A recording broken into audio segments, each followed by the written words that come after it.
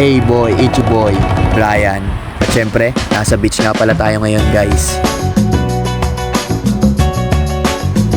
Tara!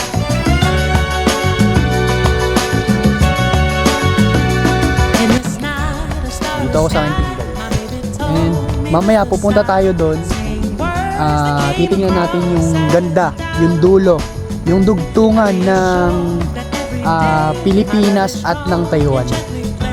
Titingnan lang natin yun. Ayan, kung makikita nyo pala dito guys, eto.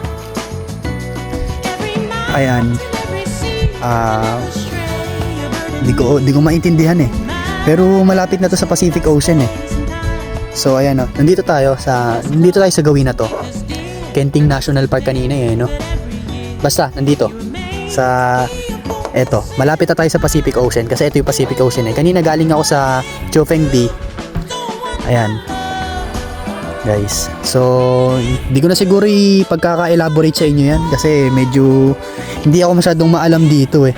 Ayan, so makikita niyo yung mga plates, mga tectonic plates na yan ng Taiwan. Ayan, eto na yan, dulo na yan. Kasi nandun na yung Pacific Ocean sa dulo. Tara tingnan natin guys. Bababa tayo. Iba-vlog natin to kasi minsan lang to eh. Minsan lang mayari sa buhay natin to guys eh. So, tara tingnan natin. Tara. At syempre, paano nga ba tayo nakarating dito? Mula Yongkang sa amin sa Tainan, ay bumiyahe tayo ng halos 2 oras para marating natin ang napakagandang beach ng pinagmamalaki ng Taiwan. Yun nga pala ay yung Kenting Beach.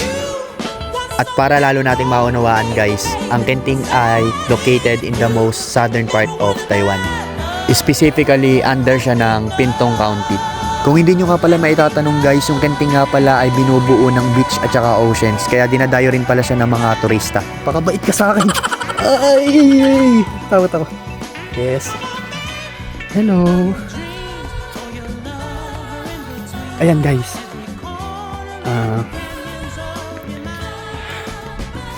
Ang ganda dito. May mga tao pa dun. So beautiful guys.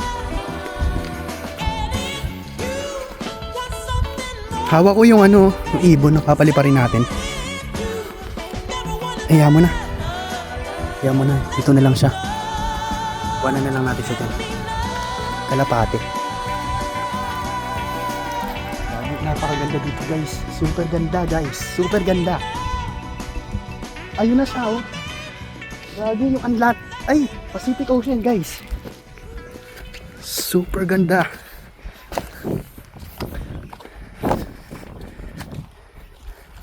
Ni hao. Para maunawaan nyo din guys, drop ko na lang din dito yung map ng para makita nyo rin. Ni hao. Ni hao. It's beautiful ah, beautiful. Beautiful. It's beautiful. Gagi, napakaganda dito guys oh. Ayun na, may tao pa rin doon oh. Yun. Tapos ayun, nandun din sila. Pausap ko ang layo. Super ganda dito guys. Gagi, ang ganda. Ayan oh guys oh. Sobrang layo na pala doon oh.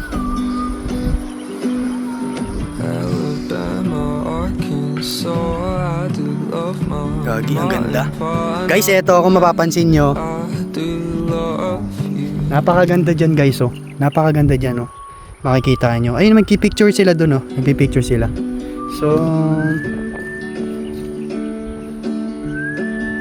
So ayun oh, napakaganda guys oh. And marami ding mga rock formation dito. Ayan, mapapansin nyo mga rock formation. Oh, super ganda guys. Tapos yung sunset pababa na eh. Ayan. Wala lang, ayun guys. Share ko lang. Minsan lang tayo mapunta rito. Kaya inlag ko na.